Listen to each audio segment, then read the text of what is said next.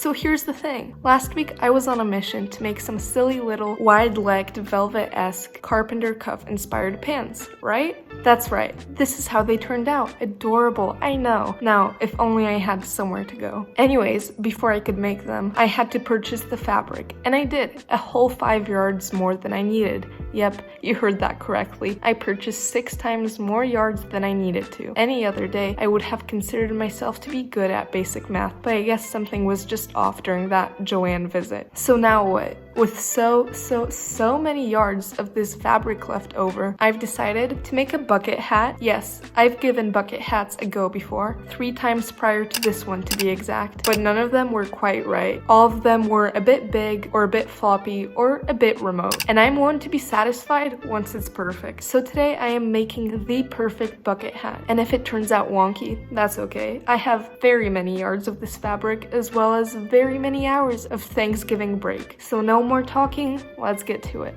First of all, I needed a pattern. When it comes to bucket hat patterns, I believe in second chances, as well as third chances, and today I believed in fourth chances. I decided to visit the Essentials Club to find my pattern. Was it silly of me to incorporate the same variable that was in all of my previous not quite there bucket hats? Mayhaps, but the graphic design of this website is oh so glorious, so I decided to use their pattern once again.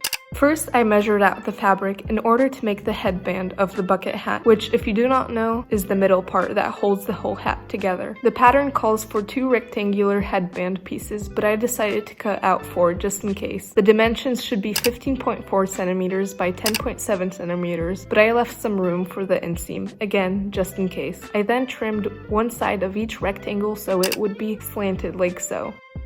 Next, I decided to make the circle top of the bucket hat, which, by the way, is the round part. To do this, I cut out a square with 17 centimeter sides. The square will help make the circle even all around. I folded it 4 times and trimmed the edges like so, and voila, there you have it. Not a perfect circle, but it is rounded, which is a common characteristic of circles, therefore making it a circle. The next part that I decided to cut out was the brim, which is the last of the 3 parts of the bucket hat. This is the brim, FYI. I started out by cutting out 4 rectangles, each 13.5 centimeters by 20.8 centimeters. It's alright if the measurements aren't exact, since we're going to be trimming these rectangles anyhow. I already trimmed one of them just to show you the general shape that all 4 of the pieces should have. You have to cut the height at an edge and round up the width a bit. I'm going to trim all 4 of the rectangles like so that way when they connect to one another, they will form a rounded band. This is how all the brim pieces should look when you are done trimming them.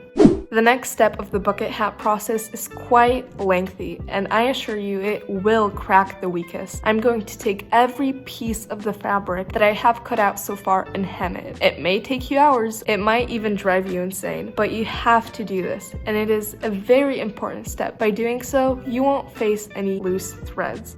Once you have all the pieces hemmed, you can start making the brim itself. To do this, sew all of the pieces together by their shortest edges. Here I am just making sure that my brim is the right length. Yep, it's perfect. Next, I'm going to sew 3 of the headband pieces together the same way that I did with the brim. And again, it fits well. Now the next step is to attach the brim to the headband. To do this, align the 2 long pieces together and sew them where they connect. Do this until you reach the edges of both pieces. I'm just making sure that everything aligns well and looks good. The last part that I need to attach is the top of the bucket hat. Once I do this, I'm just going to add the final stitches to the brim. By adding 3 rows of a simple stitch along the whole brim, it adds a funky yet simple detail. And finally, the 10th step is to step back and appreciate your work. You did a great job. Go you! Look at this marvelous bucket hat that you put so much effort into. It really paid off. It's spicy, it's funky, and it's truly a staple piece in your wardrobe. Good job. Now go make another one.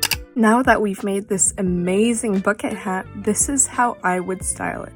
The first way would be by putting on some bottoms that have a similar color to that of the bucket hat and just a plain white shirt. Like I mentioned before, I made these pants out of the same fabric as the hat, so I think the two go nicely together. I would also add some simple gold or silver jewelry, and voila! The white shirt really makes the color of the hat and the pants pop, and it's just a really comfortable outfit. Another way that I would wear this bucket hat would be with a large sweatshirt, preferably a neutral colored one, and boom, you have yourself a cute, comfortable outfit with varying textures and dimensions. Very cute. If I ever leave my house again, you'll likely see me prancing around in this outfit. Another option would be throwing on a darker pair of jeans and a light sweater. I really like this striped one. It makes me feel like I've just escaped from Alcatraz. Put on your bucket hat and there you have it, a very stylish outfit that will have all the heads turning to look at your head, which is wearing a head-turning bucket hat on your head. Those are my 3 main outfits that I would wear with this bucket hat. Hope this video was helpful. See y'all in the next one.